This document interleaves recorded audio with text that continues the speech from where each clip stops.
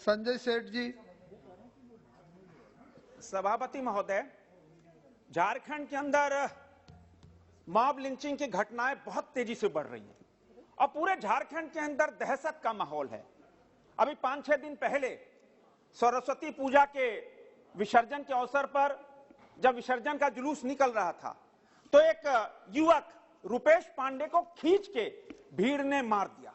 अभी वो युवक अभी उसने जिंदगी देखी नहीं है, दुनिया देखी नहीं थी और उसको निर्दयता पूर्वक हत्या की गई। देश में जो बुद्धिजीवी, सो कॉल्ड बुद्धिजीवी जो बात बात में मोमबत्ती जुलूस निकालते थे, आज वो चुप बैठे हैं, क्यों नहीं मोमबत्ती जुलूस निकाल रहे। और उसी तरह सिमडेगा के अंदर संजू प्रधान को जला के मार दिया गया। सभापति महोदय, कृपया अपनी बात रखिए, पुलिस अपनी वीडियो बात बनाती रखिए। रही।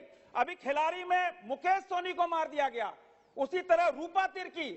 मेरी ये मांग है कि रुपेश पांडे को न्याय मिले और सीबीआई जांच हो ताकि झारखंड के अंदर जो मॉब लिंचिंग की जो घटनाएं घट रही हैं वो रुके।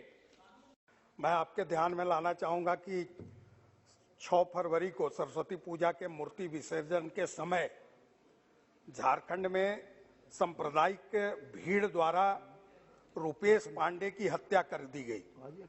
17 वर्षीय रुपेश पांडे जो सिकंदर पांडे का पुत्र था, वो विसर्जन के जुलूस में जा रहा था और सांप्रदायिक शक्तियां जो वहां धर्मांध लोग थे, उन्होंने सरस्वती पूजा के उस विसर्जन के जुलूस को घेर कर सरेआम नृशंस हत्या की, परंतु उसको बुरी तरह से पीटा गया और अस्पताल जाने पर उसको मृत घोषित कर दिया गया।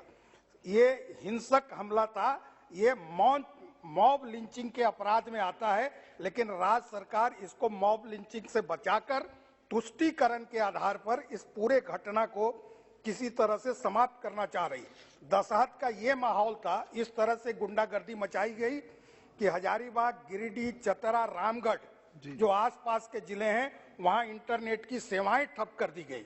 वो सेवाएं कल शुरू हुई हैं, लेकिन मैं आपसे ये पूछना चाहता हूं, आपके माध्यम से सरकार से आग्रह करना चाहता हूं, गृह मंत्रालय से, कि क्या जो इस देश के बहुसंख्यक हैं उनको अपने धार्मिक प्रयोजनों को, कार्यक्रमों को पूरा करने का अधिकार है या नहीं है। क्योंकि जिस तरह से झारखंड में लगातार नृशंस हत्याएं हो रही हैं, वो सांप्रदायिकता के आधार पर हो रही है। माननीय सभापति जी, मैं इसलिए भी ये बात करना चाह रहा हूं कि ऐसे दोहरे चरित्र के लोग जो एक और उत्तर प्रदेश में विभिन्न मंदिरों में गंगा के किनारे जाके मंदिर और जनेऊ धारण करके वोट मांग रहे हैं, वहीं झारखंड में सत्ता में बैठकर इनका क्रूर चेहरा सामने आ रहा है।